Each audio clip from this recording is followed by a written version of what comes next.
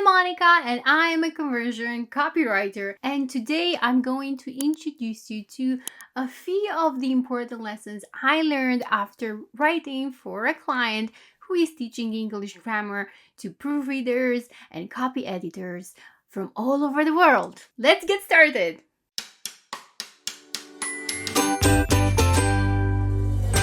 So here's the situation. This client was doing amazing in terms of getting organic traffic and seeing lots of people on their website. They are already earning from monetization with Google AdSense, but they were looking to obviously not always be dependent on whatever Google does. This is the case with lots of people who are building authority websites or affiliate websites. Whenever Google updates the algorithm, they are at risk of losing a lot of website traffic, and obviously that means losing money. So developing digital products is the next best thing, as well as transforming all that website traffic into an email list. So this is what this guy did. All amazing, good results, fantastic, but then we had the following issue. The audience wasn't buying, which seemed counterintuitive, and this brings me to lesson number 1.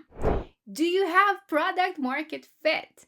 And let me explain that. So you can have a really good website and you can see a lot of traffic. And I've talked about this before. Having a lot of traffic does not necessarily mean you're gonna have conversions if there's not a match between what you do versus what your audience is there for. And there are plenty of ways to figure that out. The easiest one would be to just look at your bounce rate. If it's high, then that's a very good indicator that your audience is not the right fit, or that your content is not delivering on the promise your audience reached your website after doing a Google search. You'll find that article on my blog, monicabadiu.com/blog, and if I don't forget, I'll add it here in the show notes. And obviously, if you're watching this, you can call me out on being lazy, and I'll drop it in the comments. Going back to product market fit, and again, there are plenty of ways to figure that out. One of them is looking at the bounce rate. Another one is seeing what happens when that website traffic becomes a prospect or a lead. So they join your email list. What happens next? Are they buying something? Are they opening your emails? If they don't, then that's a red flag. So in this case, we had to establish product market fit. And this brand tried various easy solutions that seemed kind of straightforward, right? If I have website traffic on pages that talk about these two topics, then it kind of makes sense for me to create a digital product that delivers a more in-depth information on the same two topics, right? Wrong. And then we have lesson 2. Never assume you know your audience unless you actually have data that confirms your assumptions. So in this situation, the brand thought their audience was made up of people who are not English natives, and they are looking to improve their grammar so they can have a natural, flawless, confident conversation, whether it's in writing form or in speaking form, with an English native. The assumption was that they were doubting their skills, and anywhere from written English to spoken English, and they were not aware of specific idioms, or not familiar with phrasal verbs and all the awful things the English grammar has to offer. I'm saying this from the perspective of a non-English native who actually had to learn English and now is improving her English every single day, because I write for a living in English. Rant over. Going back to this. So don't assume you know your audience unless you have the data. And this means running surveys and talking to your audience to figure out who it is that is actually looking at your website. And once you know that, you're going to have all kinds of new opportunities, as well as finally the permission to retarget content or products or marketing initiatives that don't serve that specific audience. And guess what? In this case, their initial assumption was we're talking to non-native English speakers who are not even living in English-speaking countries. And then we ran the survey and the results were baffling. These were English natives specifically interested in the quickness of the English grammar, punctuation, vocabulary, idioms, all of that. Not only that, but they were not young. They were 50 plus. And they were in jobs, in professions that implied their knowledge of proper English grammar, punctuation, syntax, and all of that is high.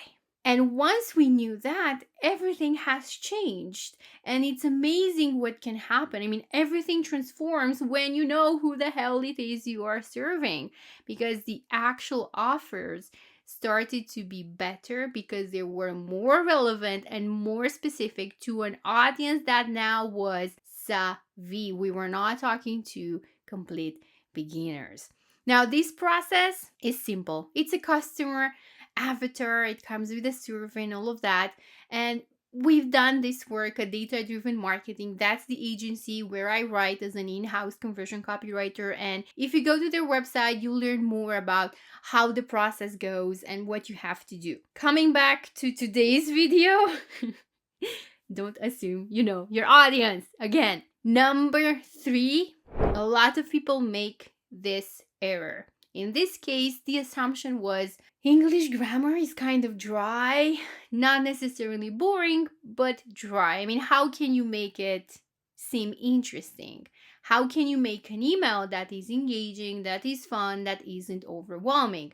And that's because the majority of people who are teaching grammar, they are usually packing their emails with lots of value. And that's not a bad thing. The problem is if you only deliver like a long ass lesson, you're gonna lose interest. You're gonna make that email an ordeal. They might open it, they might find it valuable, but then they're gonna close it and just like postpone looking at it for another time. And that's because you have overwhelmed them. Now, I do have a lesson on that coming right after I finish this one, so pay attention. Now, don't assume your topic is boring or dry just because you can't figure out different ways to talk about it. In this specific case, we made something that seemed boring and tedious into something that was engaging and fun. So I brought up examples of how other people messed up when they missed a comma, and there's plenty of scary examples there. I gave them exercises, but really practical and easy ways, not only to just learn the concept, but to actually put it into practice. I gave them quizzes. Hey, how do you stand against this? Can you figure out this concept? What's wrong here? So it wasn't just about making the content engaging and fun and easy to learn. It was also to talk to an audience that was already savvy and they were looking to continuously improve the skills they already have. Just like I do when it comes to learning emails from other people, because I want to see what other people are doing and how they do it so I can get better at this. Whew, that was a long one. Now, next mistake has a lot to do with everything that I just talked about. When you make an email overwhelming, you are losing your audience attention, and that kind of sucks because attention in the online world is like 8 seconds. Now, it's enough to figure out if something is good or if something is bad. It's enough to figure out if you want to engage with some content or just like postpone it or forget about it or like ignore it completely. So keep that in mind. For me, that's always something that I think of whenever I write an email. 1, is it easy to scan? Is it easy to figure out what do I need to do next? Do I get like kind of the whole idea of what this email is trying to teach me or to educate me on or to communicate to me? Is it easy for me to figure out what it is that these guys want from me? These are all important things. And again, they work really well with making sure that your content is engaging rather than dry and tedious and long. Finally, the last lesson from working with this brand is this: being one of many sucks. It's very hard to compete. It's very hard to be a top brand in a category, in a market, for an audience, when you basically do what everybody else is doing. So don't be afraid to differentiate your brand from anybody else.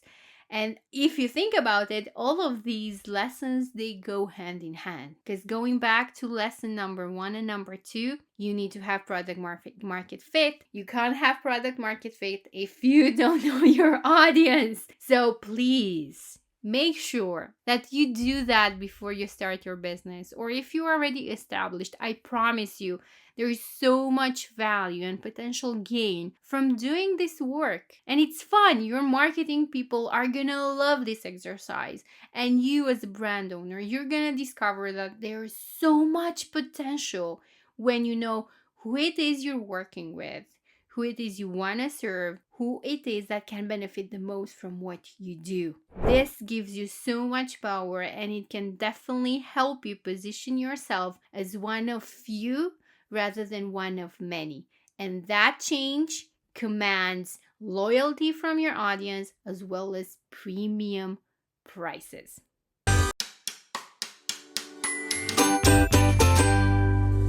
Thanks for watching this episode of Copywriting Confidential. My name is Monica Badiu, and I am an email marketing copywriter helping course creators engage their audience through email marketing at the same time while enrolling more students than ever before. This is an amazing way to transform a list with lots of potential into an audience, a group of customers who are engaged and who love your brand. They know what you stand for. They know exactly what it is that you can help them with, while you know for sure that your email list can and will generate cash flow. If you want to learn more about what I do, you can go to my blog, monicabadiu.com/blog. You can listen to my beautiful and amazing baby podcast called Master the Inbox, where I'm sort of like the coach in your pocket. A coach, an email marketing coach at the click of a button, or at the click of the play button. Let's be fair. And obviously, you can always find me on LinkedIn. And if you have questions, just drop me a comment or send me a message. I would love to talk to you.